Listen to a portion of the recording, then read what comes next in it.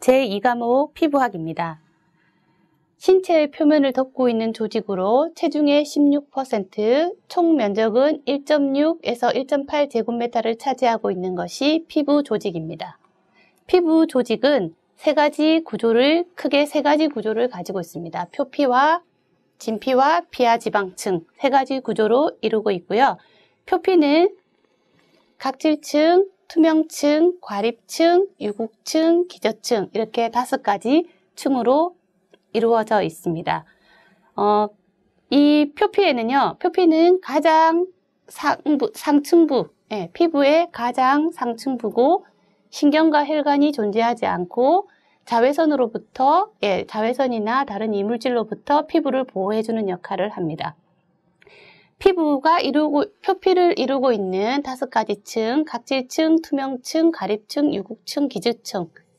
아주 중요한데요. 이 층마다의 특징이 있습니다. 각질층은 핵이 없고요.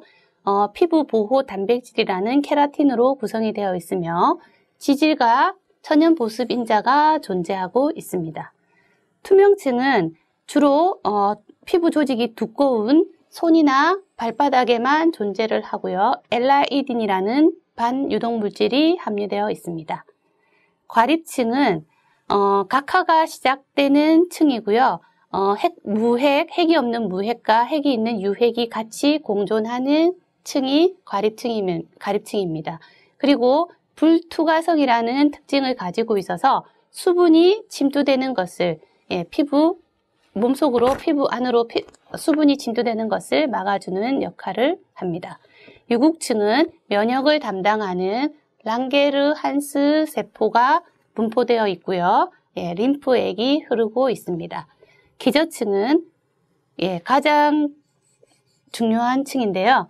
모세혈관으로부터 영양 공급을 받아서 세포 분열이 이루어지는 층이고 그로 인해서 새로운 세포가 생성되는 층입니다. 이 기저층에는 피부색을 내어주는 멜라닌 세포, 촉각을 만들어주는 머켈 세포, 그리고 표피의 대부분을 차지하는 각질 형성 세포가 이 기저층에 존재를 합니다. 진피입니다. 진피는 피부의 90%를 차지하면서 실질적인 피부라고 불려지는 피부 구조이고요. 신경과 혈관, 림프가 존재를 하면서 표피에 영양을 공급하는 역할을 하고 있습니다. 이러한 진피는 유두층과 망상층 2가지 층으로 이루어지는데요. 유두층은 콜라겐으로 이루어져 있어서 탄력과 신축을 부여를 하고요. 결합 조직인 섬유아 세포가 유두층에 존재를 합니다. 망상층은요, 기질과 탄력 섬유로 이루어져 있고요. 대식세포, 비만세포가 존재를 하고 피부 부속기관인 혈관, 림프관, 피지선, 땀샘, 모낭, 잇모근 이런 피부 부속기관이 이 망상층에 존재를 합니다. 이 망상층도 중요합니다. 마지막 피하지방은요, 체온을 유지하고 수분을 조절하며 탄력성을 유지하고 충격을 흡수해서 영양을 저장해주는 역할을 하고 있습니다. 피부의 기능입니다. 피부의 기능은 보호, 호흡, 흡수, 저장의 기능을 가지고 있습니다. 그래서 물리적, 화학적, 태양광선, 세균으로부터 보호를 해주고요. 산소는 흡수하고 이산화탄소를 배출하는 호흡, 이물질을 막고 좋은 거는 몸 안으로 끌어들이는 흡수, 영양분을 저장하고 면역을 관여하는 기능을 가지고 있습니다. 그리고 피부는 모공을 통해서 땀이 배출됨으로 해서 우리의 체온을 유지시켜주는 역할을 하게 되고요.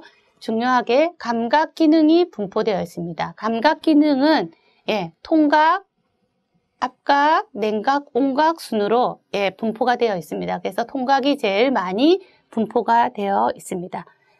피부는 각하를 하는데요. 피부는 이제 죽어서 이렇게 세포가 죽어서 떨어져 나가는데 세포가 만들어져서, 피부 세포가 만들어져서, 예, 각하하는 주기는 28일이 소요됩니다. 피부의 pH입니다. pH라고 하는 것은, 용액의 수소 이온 농도로서 피부의 표면의 산성도를 측정하는 예, 방법인데요. 피부의 pH가 5.5일 때 예, 가장 이상적인 피부라고 하고요. 세균으로부터 피부를 보호할 수 있는 pH 농도가 되겠습니다. 피부색을 결정하는 요인은요. 멜라닌 소체의 수, 크기, 분포, 멜라닌화의 정도가 피부색을 결정합니다. 멜라닌 세포 수는 민족과 피부색에 상관없이 일정하게 똑같이 있습니다. 여기에 멜라닌 소체의 수나 크기, 분포가 피부색을 결정하는 요인이 되겠습니다. 피부 부속 기관입니다. 피부 부속 기관 제일 먼저 한선, 땀샘인데요. 예, 제일 중요한 거는 체온을 조절을 해줍니다. 그래서 우리 몸이 정상 온도인 36.5도씨가 유지될 수 있도록 더우면 땀을 배출을 해주고 추우면 모공이 닫혀서 체온을 보호해주는 역할을 한선에서 해주고 있습니다. 이러한 한선은요, 우리가 에크린선, 아포크린선 크게 두 가지로 구분을 할 수가 있는데요. 에크린선, 아포크린선 예, 이 부분도 한선도 중요하죠. 시험에 잘 나오는 파트입니다. 에크린선인 소한선인 에크린선은요. 진피에 위치를 하고 있고요. 무색, 무취의 액체입니다.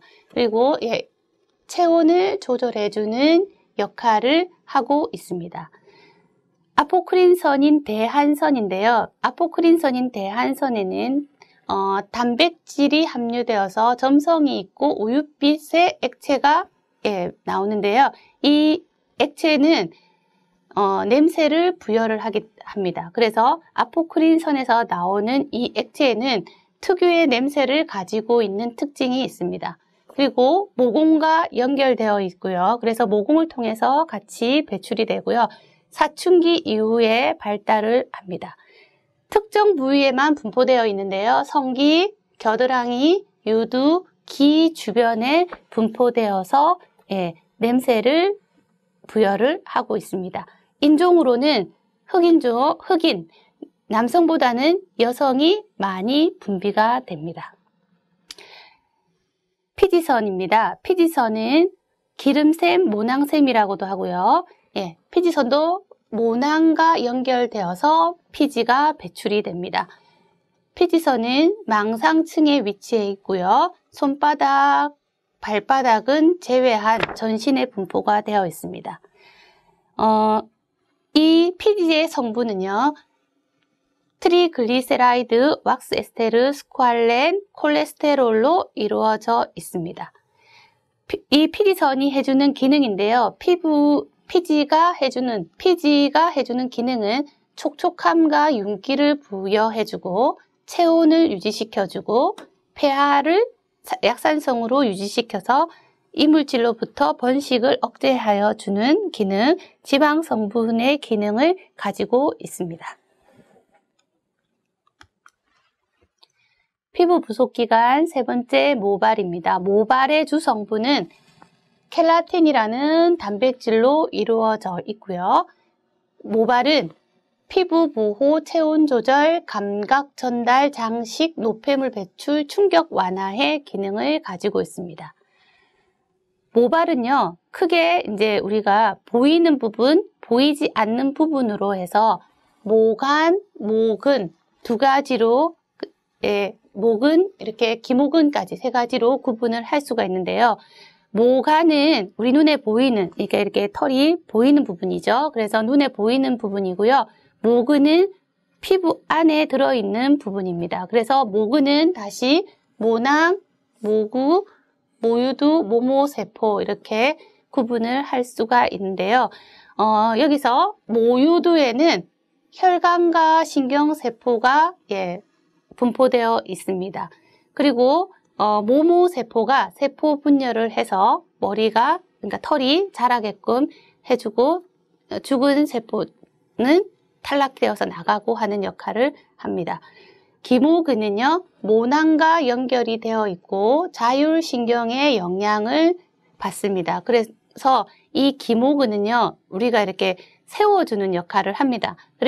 그렇기 때문에 눈썹이나 속눈썹, 겨드랑이에는 이 기모근이 존재를 하지 않습니다. 그 다음에 모발의 단면 구조, 모발을 우리가 머리카락이나 털을 딱 잘랐을 때 구조인데요. 잘라봤을 때 가장 바깥층에 있는 게 모표피, 그 안쪽이 모피질, 가장 중심부가 모수질 이렇게 됩니다. 그래서 보이고 보이지 않는 부분의 구조는 모간, 모근, 기모근으로 이루어져 있고요. 머리카락이나 털을 딱 잘랐을 때 한 가닥의 머리카락을 잘랐을 때는 모표피, 모피질, 모수질의 구조를 가지고 있습니다.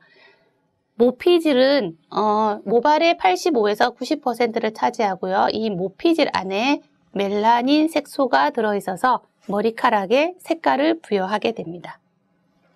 모발의 주기는요, 성장기, 태아기, 휴지기를 거치게 되는데요. 태아기부터 성장은 전기를 해서 휴지기는 탈락되는 단계가 되겠습니다. 피부 부속 기간 네 번째로 손톱, 발톱인데요. 손, 발톱은 매일 0.1mm씩 성장을 하고 케라틴과 아미노산으로 이루어져 있습니다. 손톱과 발톱이 하는 역할은 손끝, 발끝을 보호하고 받침대의 역할을 하게 됩니다. 손발톱의 구조입니다. 족은, 지유연, 조상, 조모, 반월 이렇게 구분을 지을 수 있는데요. 족은이 뿌리 부분이고요. 여기 조상에서 신경조직과 모세혈관이 분포가 됩니다. 그리고 조모에서 손톱이 생산이 이루어지고 있습니다.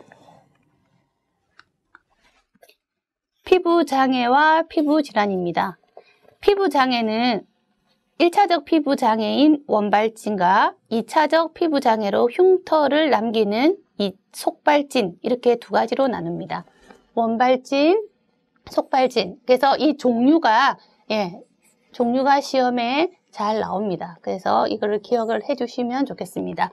원발진은 1차적 피부장애고 반점, 홍반, 구진, 농포, 팽진, 소수포, 대수포, 결절, 종양, 낭종이 해당이 됩니다. 속발진 2차적 피부장애는 피부에 흉터라든지 이런 흉터를 남기는 증상을 나타내는데요. 종류는 인설, 찰상, 가피, 미란, 균열, 궤양, 반은, 위축, 태선화가 해당이 됩니다. 피부질환입니다. 피부질환은 우리가 크게 7가지로 나누어서 구분을 해보겠는데요. 온도, 열에 의한 피부질환은 땀띠, 화상, 동상이 있고 기계적인 손상에 의한 피부질환은 티눈이나 굳은살이나 욕창이 해당되며 습진에 의한 피부질환은 접촉 피부염, 아토피 피부염, 신경 피부염, 습진이 해당이 됩니다. 감염성 피부질환은요, 다시 또 감염성 피부질환은 세균에 감염되었느냐, 바이러스에 감염되었느냐, 곰팡이 균인 진균에 감염되었느냐, 칸디다증에 감염되었느냐에 따라서 구분을 또 할 수가 있는데요. 세균에 의한 피부질환은 농가진, 철종, 봉서염, 바이러스성 균에 의한 피부질환은 수두, 대상포진, 사마귀가 해당되고요. 곰팡이 균인 진균성에 의한 피부질환은 손발톱 무좀이나 무좀, 두부백선이 해당이 됩니다. 모발 질환으로는 원형 탈모나 남성형 탈모증이 있고요. 여기 저색소 피부질환과 과색소 피부질환은 여러분이 기억을 해두시는 게 좋습니다. 저색소는 말 그대로 색소가 부족해서 나타나는 피부질환으로 백색증, 백방증이 있고요. 과색소 피부질환은 색소가 커짐으로 해서 피부에 나타나는 증상인데 기미, 주근깨, 흑자, 오타모반, 몽고반, 악성 흑색종이 해당이 됩니다. 피부와 영양입니다. 3대 영양소는 탄수화물, 단백질, 지방. 5대 영양소는 탄수화물, 단백질, 지방, 무기질, 비타민이 해당이 됩니다. 탄수화물 3대 영양소인 탄수화물, 단백질, 지방은 에너지를 공급하는 기능을 가지고 있기 때문에 열량 영양소라고도 합니다. 단백질, 무기질, 물은 신체 조직을 구성하고 있는 영양 성분으로 우리 몸을 구성한다고 해서 구성 영양소라고 얘기를 합니다. 비타민, 무기질, 물은 생리기능과 대사를 조절해주는 역할을 하기 때문에 조절 영양소라고도 얘기를 합니다. 피부와 영양입니다. 영양별로 피부에 미치는 영향을 살펴봤을 때 탄수화물은 결핍이 되면 피부염과 부종을 유발을 하게 됩니다. 탄수화물이 하는 역할은요, 산도를 향상시켜주는, pH가 우리 피부에 pH가 5.5일 약산성일 때 가장 좋다고 했거든요. 그래서 피부의 상도를 향상시켜주는 역할을 탄수화물이 합니다. 단백질은 pH의 평형을 유지시켜주고 효소와 호르몬의 합성, 면역세포와 항체를 형성시켜주는 역할을 합니다. 지방은 장기를 보호하고 피부의 재생에 도움이 되는 영양소입니다. 비타민은 체내 대사와 생리 조절 작용을 효과를 주는 영양소인데요. 주로 음식을 섭취를 통해서 만들어지는 영양소입니다. 이 비타민은요, 우리가 크게 또 두 가지로 구분을 합니다. 지용성 비타민, 수용성 비타민. 그래서 여기도 시험에 잘 가끔씩 나오기 때문에 기억을 해두시는 게 좋습니다. 비타민 A는 상피를 보호해주고 비타민 D는 황그룹병, 비타민은 항산화, 노화를 박아주는 비타민 K는 용혈성의 기능을 가지고 있습니다.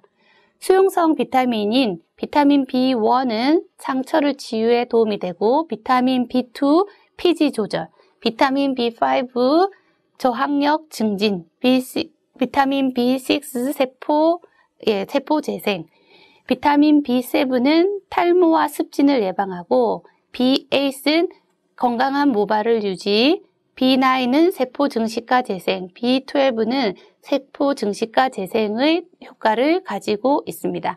그리고 비타민 C, 비타민 C는 항산화 효과를 가지고 있고 비타민 P 모세혈관을 강화하고 비타민 H는 염증과 탈모를 예방하는 효과를 가지고 있습니다. 그래서 외우기 힘드시겠지만 여기 비타민별로 어떤 효과를 가지고 있는지는 여러분이 기억을 하고 가시는 게 도움이 됩니다. 그 다음 무기질에 해당되는 것은 효소, 호르몬, 구성 성분, pH를 그러니까 효소가 무기질이 하는 역할이죠. 효소, 그 다음에 호르몬을 구성하는 성분이고, pH를 평형을 조절해주는 것을 담당하는 영양분이 무기질이 되겠습니다. 피부와 태양광선입니다. 태양광선은 자외선 6.1%, 가시광선 51.8%, 적외선 42.1%로 구성이 되어 있습니다. 자외선은 적은 양이지만 우리에게 있어서 아주 중요한 역할을 하는 파장인데요. 자외선의 종류는 단파장, 중파장, 장파장이 있습니다. 그래서 이 세 가지는 중요합니다. 단파장인 200에서 290 나노메타의 단파장은 UVC로 표현을 하고요. 살균과 소독의 효과가 있습니다. 290에서 320 나노메타의 중파장은 UVB로 표시를 하고요. 기저층과 진피 상부까지 도달해서 각질층을 형성하는 기능을 가지고 있습니다. 장파장 320에서 400 나노메타의 장파장은요, UVA로 표시를 하는데요. 얘도 마찬가지로 진피층까지 도달을 하면서 탄력을 감소시키고 잔주름과 색소 침착을 유발하게 됩니다. 자외선의 영향입니다. 자외선의 영향도 시험에 잘 나오죠. 그래서 장점은 비타민 D. 비타민 D는 음식을 통해서 섭취되는 것이 아니라 태양 광선에 의해서 피부에서 만들어지는 것이 비타민 D입니다. 그래서 반드시 태양 광선으로부터 제공받을 수 있는 영양소가 비타민 D가 되겠습니다. 그 다음 살균소도 혈액순환 촉진의 기능을 가지고 있는데 단점은 빨갛게 홍반을 만들어내고 색소를 침착하고 강노화를 유발시켜서 광과민 증상과 일광화상을 유발하게 됩니다. 그래서 장점도 많지만 이렇게 단점도 가지고 있는 자외선은 우리에게 있어서 아주 중요한 태양광선 파장이 되겠습니다.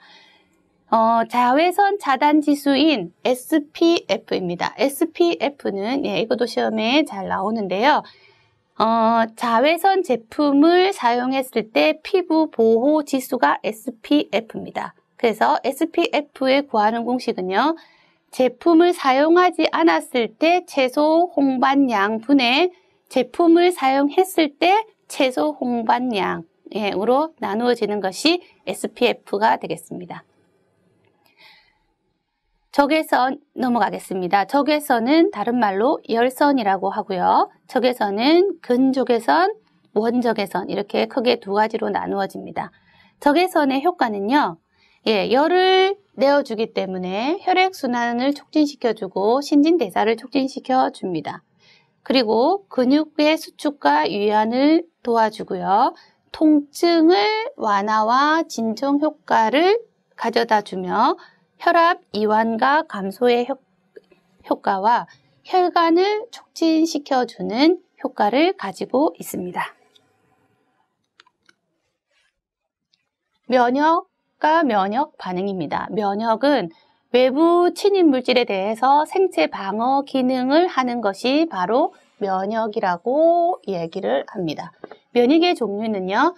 자연 면역, 획득 면역 이렇게 두 가지가 있는데요. 자연 면역은 우리 몸 자체에서 가지고 있는 면역체를 말하는 것으로서 피부라든지 아니면 호흡기, 우리가 재채기 하는 거나 이런 것들은 이물질이 들어왔을 때 밖으로 빼내기 위해서 하는 거 나오는 증상이거든요. 면역 방법이거든요. 그래서 그런 호흡기, 우리 피부에 있는 폐하 산성막, 그 다음 우리 혈액에서 가지고 있는 식균 작용 이런 것들이 자연 면역에 해당이 됩니다.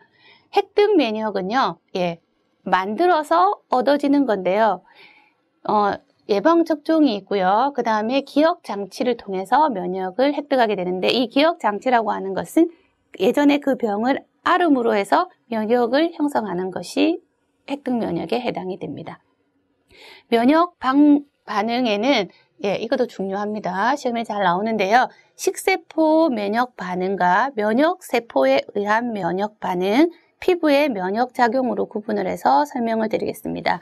식세포 면역 반응은요, 혈액 속에 있는 백혈구가 식균 작용, 균을 잡아먹는 식균 작용을 하는 것이 식세포 면역 반응이고요. 면역세포에 의한, 면역, 중요하죠. 세포 면역에 의한 면역은 세포 면역이 B림프구와 T림프구를 가지고 있어서 B림프구는 항원, 이물질인 항원이 들어오게 되면 항체를 분비를 하는데요. 이 항체가 바로 면역 글로뷸린이라는 항체를 T림프구가 분비를 해서 항원을 막아내게 되는 것이 바로 이 체액성 면역이 되겠습니다. 그 다음 T림프구는요. 항원을 인지했을 때 이물질인 항원이 들어오게 되면 림포카인이라는 대식세포를 얘가 분비를 해서 이 그러니까 세포를 직접 죽이는 역할을 하는 면역이 세포성 면역이 되겠습니다. 구분할 줄 아셔야 되고요. 기억을 해 두시는 것이 도움이 됩니다.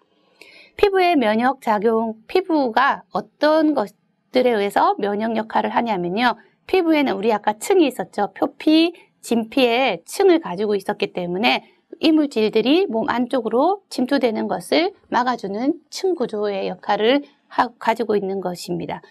그 다음 피부에 산성막이 있어서 미생물이 번식하거나 생장하지 못하도록 막아주고요. 죽은 세포가 떨어져 나감으로 해서 면역에 도움을 주고요. 피부에 있는 표피에 있는 랑게르한스 세포가 이물질을 막아주는 면역을 도와주는 역할을 하고요. 피부의 건조. 그래서 우리 피부가 습하지 않고 건조함으로 해서 미생물의 생식과 번식과 생육을 억제하는 그러한 기능들이 다 피부가 가지고 있는 면역작용에 해당이 됩니다. 노화입니다. 노화는 크게 두 가지로 나눕니다. 내인성 노화, 광노화. 내인성 노화는 그냥 자연적인 노화를 말합니다. 나이가 들어서 늙어가는 노화를 내인성 노화라고 하는데, 나이가 들어서 늙어가는 이 내인성 노화는 한선, 수, 안드로겐, 멜라닌 세포, 랑게르한스 세포 수가 다 감소를 하게 됩니다.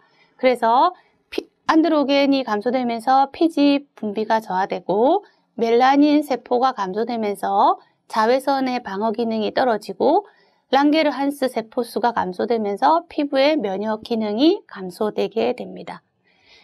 반면 피부의 두께는 얇아지면서 각질 형성 세포는 커지게 되는 특징을 가지고 있습니다.